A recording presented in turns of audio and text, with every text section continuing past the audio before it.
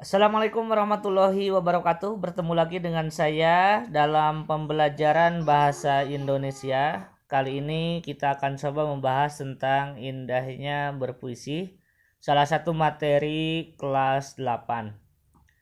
Sebelumnya kita coba cari dulu pengertian dari puisi.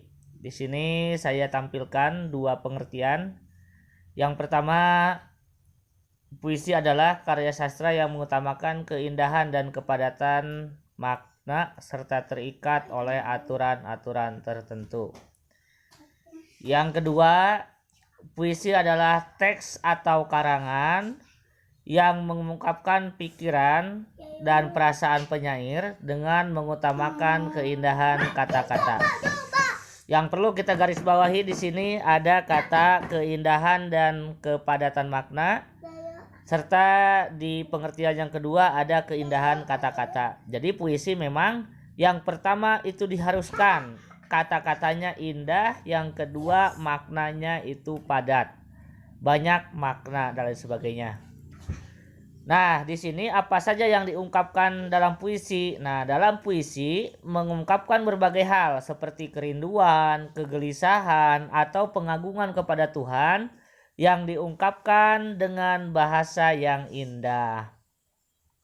Seperti halnya karya sastra lain, puisi juga memiliki unsur-unsur sama, yaitu ada unsur intrinsik dan ada unsur ekstrinsik. Kita coba bahas satu persatu. Yang pertama ada unsur intrinsik. Unsur intrinsik adalah unsur pembangun yang berasal dari dalam puisi tersebut. Unsur intrinsik ini terbagi ke dalam dua bagian. Yang pertama ada unsur fisik, yang kedua ada unsur batin. Nah, di sini dituliskannya struktur fisik dan struktur batin. Ini unsur intrinsik. Kita bahas satu persatu. Struktur fisik. Nah, struktur fisik yang jelas terlihat oleh mata kita. Beda dengan struktur batin. Kalau struktur batin itu harus dibaca dulu, dipahami dulu dan lain sebagainya. Kalau struktur fisik itu kelihatan, jelas kelihatan. Ada apa saja struktur fisik? Yang pertama ada perwajahan atau tipografi, yaitu penulisan atau bentuk tampilan puisi kasat mata atau terlihat oleh mata, yang mana kita sering melihat tampilan puisi ada yang lurus dari larik atau baris pertama sampai akhir, ada yang zigzag, ada yang menyerupai pot, ada yang rata kiri, dan lain-lain. Masih banyak yang lainnya bentuk-bentuk puisi. Yang kedua ada diksi atau lebih dikenal dengan pilihan kata yang diambil oleh penyair. Nah, dalam diksi ini pilihan kata ini sangat penting dalam sebuah puisi, karena puisi itu mengungkapkan hal dengan cara yang indah. Maka diksi, pemilihan diksi yang tepat akan menciptakan selera kepada pembaca dan lain sebagainya. Contoh,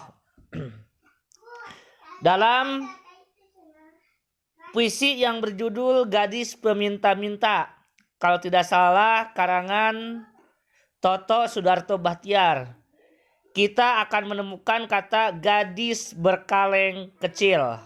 Nah, dalam puisi tersebut menggunakan kata gadis berkaleng kecil. Ini adalah diksi, pilihan ini. Ini maknanya adalah anak yang sengsara. Kalau lebih rinci tentu anak perempuan yang sengsara. Kenapa? Karena gadis berkaleng kecil. Itu makna sesungguhnya. Yang kedua, ketika kita sering mendengar dalam sebuah puisi ada kata mentari pagi dan lain sebagainya, ini maknanya biasanya merupakan salah satu makna yang diungkapkan untuk sebuah harapan. Tuh, jadi diksi ini jelas sangat penting. Yang selanjutnya ada imaji atau citraan, yaitu kata atau susunan kata yang mengungkapkan pengalaman indrawi. Ini diungkapkan pengalaman indrawi. Jadi sebagai pembaca seolah-olah merasakan, seolah-olah mendengar, seolah-olah mengucapkan, seolah-olah melihat, dan lain sebagainya. Ini penting juga. Contoh, ada misalkan dalam puisi, hembusan angin mendembus kulit keriputnya. Ini menggunakan imaji perabaan atau tactical imagery. Ya, kenapa? Karena hembusan angin seolah-olah kita merasakan ada hembusan angin. Yang kedua ada gemuruh hati yang resah. Ini menggunakan imaji atau seolah-olah pembaca itu mendengarkan atau disebut juga dengan auditif. Gemuruh ya, kita sudah bisa membayangkan bagaimana gemuruh ya. Selanjutnya ada birunya langit di senja hari. Ini menggunakan imaji penglihatan atau visual. Jadi ketika membaca seolah-olah pembaca itu melihat birunya langit di senja hari. Yang selanjutnya ada kata-kata keringatmu menguapkan bau tanah. Ini menggunakan imaji penciuman. Dan yang terakhir ada asinnya air laut tak seperti kehidupanmu. Ini merupakan imaji perasa. Jadi indrawi ini ada 5 ya, yaitu yang berkaitan dengan alat indera. Selanjutnya keberapa ini? 1, 2, 3, keempat ya. Yaitu ada kata konkret. Ini masih di unsur intrinsik di bagian fisik ya, di bagian fisik. Kita belum ke bagian batin ya, kita masih ke bagian fisik ya. Kata konkret adalah kata yang menimbulkan pemahaman yang bersifat individual atau imajinasi. Nah, ini ada kata-kata individual. Jadi satu orang dengan orang lain ini akan berbeda, tergantung pada pemahaman puisinya. Bagaimana agar kita lebih paham pada puisi? Pertama, minimal kita sering membaca puisi, sering memahami puisi, dan lain sebagainya. Jadi ini akan berbeda antara yang satu dengan yang lain. Kenapa? Karena bersifat individual atau imajinasi. Hal ini menimbulkan makna kiasan atau lambang. Misalkan kata mentari ini melambangkan semangat dan harapan. Seperti tadi ya, bahwa yang namanya mentari biasanya digunakannya itu untuk menggambarkan harapan dan lain sebagainya. Yang kedua, kata konkret juga tidak bisa terlepas dari kata yang bermakna konotasi, yaitu bukan makna sebenarnya tetapi makna yang lahir karena perasaan dan tafsiran yang diinginkan sesuai penyair. Nah, ini menarik sekali. Muncul ada kata konkret atau kata yang bermakna konotasi. Waduh, ini bagus ya. Sudah muncul kata bermakna konotasi. Apa makna konotasi? Yaitu makna tidak sesungguhnya. Kita ambil contoh. Ketika kita mengungkapkan gadis kecil berkaleng kecil, bukan berarti gadis tersebut dekil membawa kaleng yang ukurannya kecil. Itu bukan berarti orangnya tersebut, tapi maknanya adalah gadis yang sudah sengsara, menggambarkan kesengsaraan anak gadis ya. Itu seperti itu. Nah, selanjutnya nah itu ya. Oh ya, betul ya. Nah, Bapak saya ternyata sudah menuliskan kata gadis kecil berkaleng kecil ini bukan bermakna gadis dengan tubuh kecil membawa kaleng berukuran kecil, tapi bermakna anak kecil yang hidup sengsara. Selanjutnya masih di unsur intrinsik bagian fisik, yaitu ada gaya bahasa atau majas. Nah, ini yang sering kita temui dalam sebuah puisi. Temukan itu ya, yang sering kita temukan dalam sebuah puisi. Apa itu majas? Majas adalah bahasa yang digunakan penyair untuk menyampaikan pesan secara imajinatif, menarik, banyak tafsiran dan lain sebagainya. Itu imajinatif. Ada 4 jenis majas. Ini yang sering kita temukan. Yang pertama ada majas perbandingan. Adalah majas yang disampaikan dengan cara membandingkan satu objek dengan objek lain. Nah, majas ini pun terbagi beberapa jenis.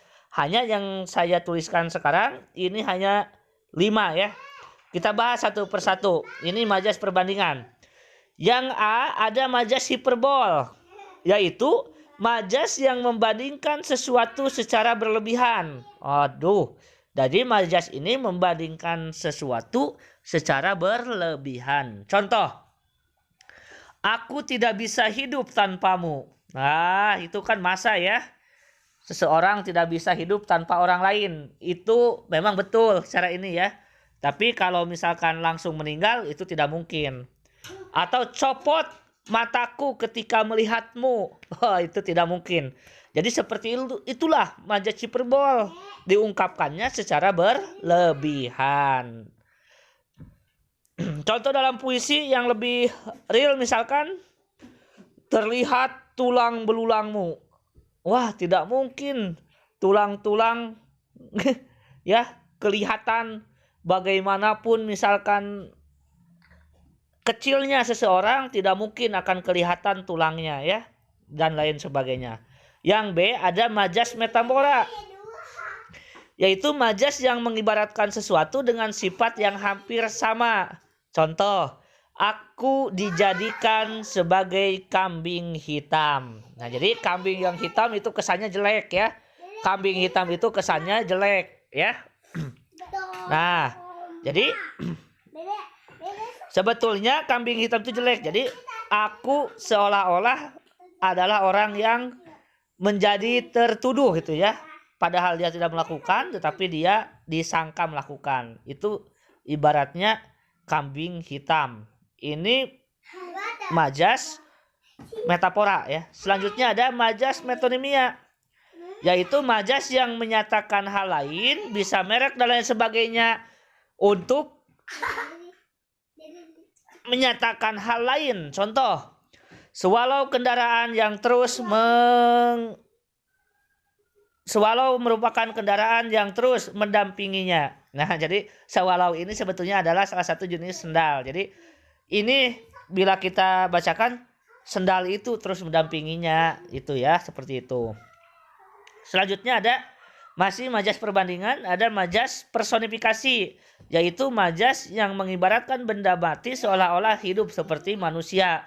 Contoh, ombak pulang memecah berderai. Nah, jadi ombak pulang. Pulang itu kan makhluk hidup ya, makhluk hidup. Jadi seolah-olah air itu adalah makhluk hidup. Atau misalkan pensil itu menari-nari di atas kertas. Nah, seperti itu ya. Yang terakhir di majas perbandingan ada majas litotes, yaitu majas yang merendahkan hati. Contoh, aku hanya anak ingusan yang tak berbudi dan pekerti. Padahal ini orangnya adalah orang pintar dan lain sebagainya ya. Itu. Yang kedua, masih di gaya bahasa atau majas. Yang kedua ada majas sindiran. Adalah majas yang disampaikan untuk menyindir seseorang, perilaku, atau keadaan. Contoh yaitu ada majas ironi, majas yang mengutarakan kebalikan dari kata yang dimaksud. Contoh, pintar sekali kamu, nilainya sampai kosong semua. Ini tentu ya, majas litotes ini. Majas ironi ini. Pintar sekali kamu, nilainya sampai kosong semua. Katanya pintar, tapi nilainya kosong semua. Yang B, ada majas sinisme, yaitu majas yang menyindir secara halus. Contoh, kamu bukan bodoh, hanya kurang belajar. Padahal ingin mengungkapkan bodoh kamu itu ya. Tapi agar lebih halus, dia mengungkapkan kamu kurang belajar. Yang C, sarkasme, kasar ini ya. Itu majas yang langsung menusuk perasaan. Contoh, bodohnya kamu. Jadi bodohnya kamu, bodohnya. Ya tadi ya, kebalikan dari majas sinisme ya. Yang ketiga ada majas penegasan, adalah gaya bahasa yang meningkatkan pengaruh agar pembaca terpengaruh. Ini menegaskan berarti ya. Contoh, pleonasme, majas yang menggunakan kata-kata yang tidak perlu. Contoh, api panas itu membakar kulit indahnya. Api panas. Sudah jelas, walaupun hanya mengungkapkan api saja, itu sudah pasti panas. Tapi ini ditambahkan ya. Ini pleonasme. Contoh lagi, naik ke atas, turun ke bawah, geser ke samping, dan lain sebagainya ya.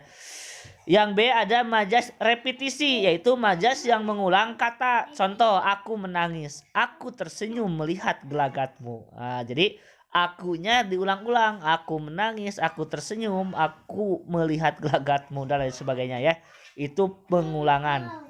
Yang C ada majas retorika, adalah majas yang menggunakan kata-kata yang tidak memerlukan jawaban untuk melukiskan suatu keadaan. Contoh, siapa yang rela kehilangan nyawa? Itu contohnya. Jadi siapapun pasti tidak akan rela kehilangan nyawa ya. Dan yang D ada majas anti klimak, yaitu majas yang mengungkapkan hal secara bertingkat.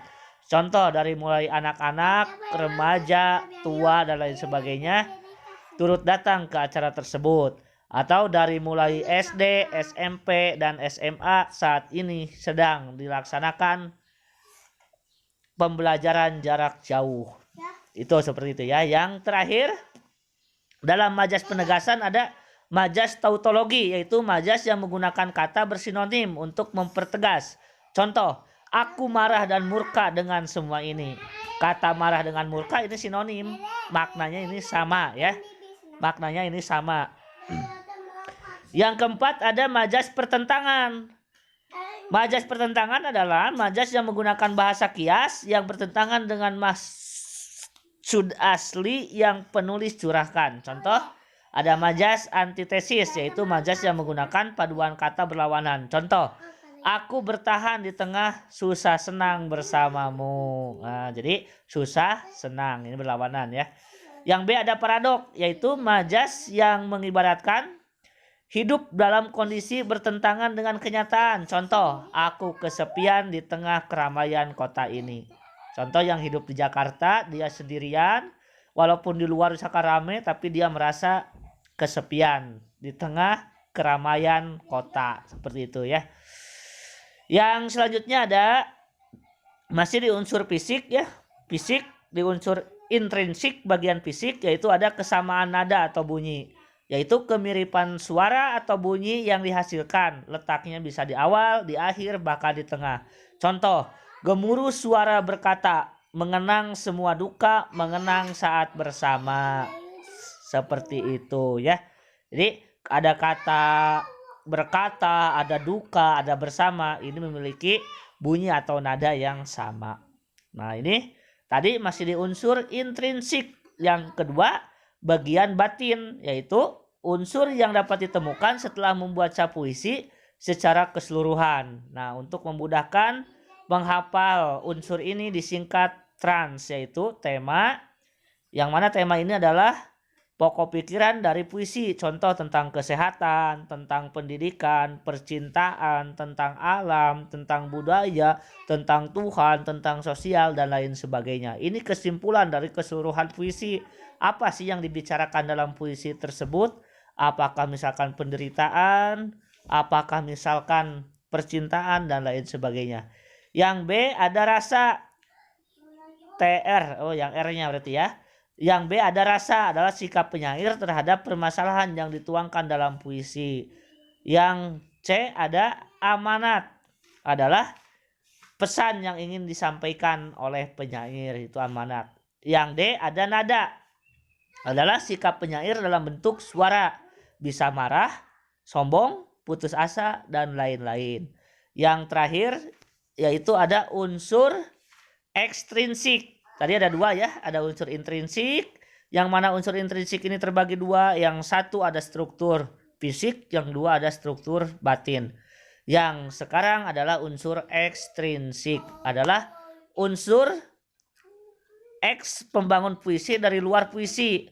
Ini mungkin maksudnya unsur ekstrinsik adalah pembangun puisi dari luar puisi tersebut. Hal ini berkaitan dengan kehidupan penyair.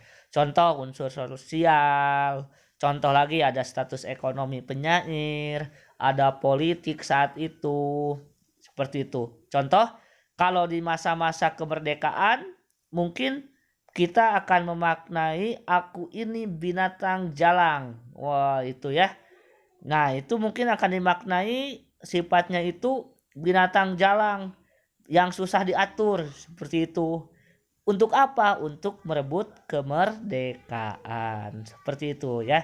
Jadi kita simpulkan bahwa puisi tadi ya, puisi itu ini karya sastra yang mengutamakan keindahan dan kepadatan makna serta terikat oleh aturan-aturan tertentu. Intinya ini ada puisi itu adalah keindahan dan kepadatan makna. Keindahannya keindahan kata-kata dan kepadatan makna. Itu puisi.